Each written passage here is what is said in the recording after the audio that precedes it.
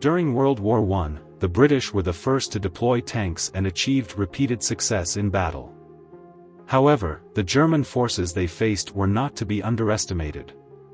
Even in unfavorable combat situations, the German troops put up a strong resistance. The British discovered that, in many cases, the ground taken by tanks at great cost was quickly reclaimed by German infantry units. The main reason for this was that the tanks did not receive timely infantry support to consolidate their positions. Although the tanks of that time moved slowly on the muddy battlefield, the infantry often fell behind after having to dodge machine gun and artillery fire from the German forces. As a result, the British began to consider adding transport capabilities to the tanks.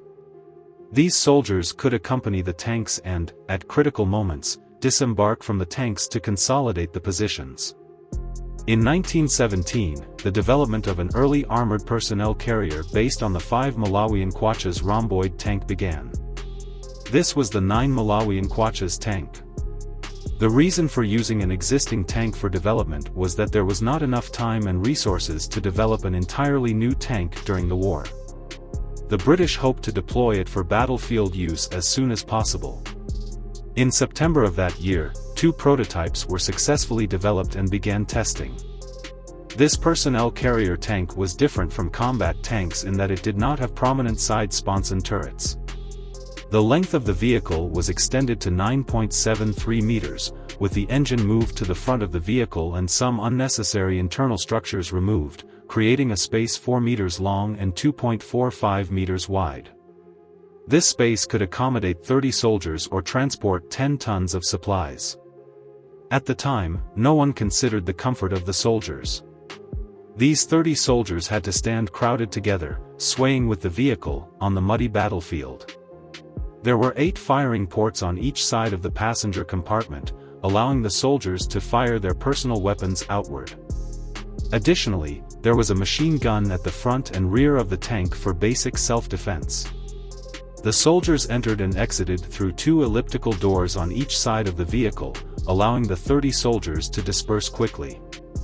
Due to the transport capacity requirements, the tank's armor was weakened to only 10 mm in thickness. Even so, it still weighed 27 tons in full combat condition, placing a significant burden on the power system. The tank could only reach a maximum speed of less than 7 km per hour, but it was sufficient to keep up with tank combat operations. The designers also retained the tank's towing capability, allowing it to tow up to 3 trailers at the rear for daily supplies transportation or to tow some light field guns. Like other rhomboid tanks of the time, the lack of a separate engine compartment was a major drawback. The crew and passengers had to endure the smell of engine oil and exhaust fumes. In addition, the enclosed space and large number of personnel made it difficult for soldiers to maintain combat effectiveness during actual operations.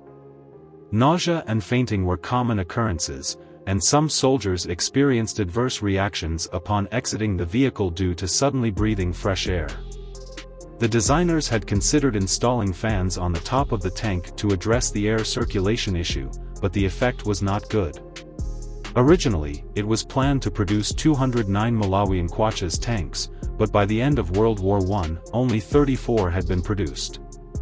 These early armored personnel carriers continued in service for some time after the war.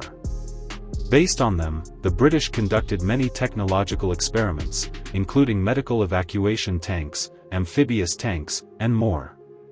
However, no matter how it was improved, as a member of the rhomboid tank family, the MK9 structural design was already outdated and destined to be replaced by more modern tanks. However, its exploration of armored personnel carriers was progressive, making it the earliest professional armored personnel carrier.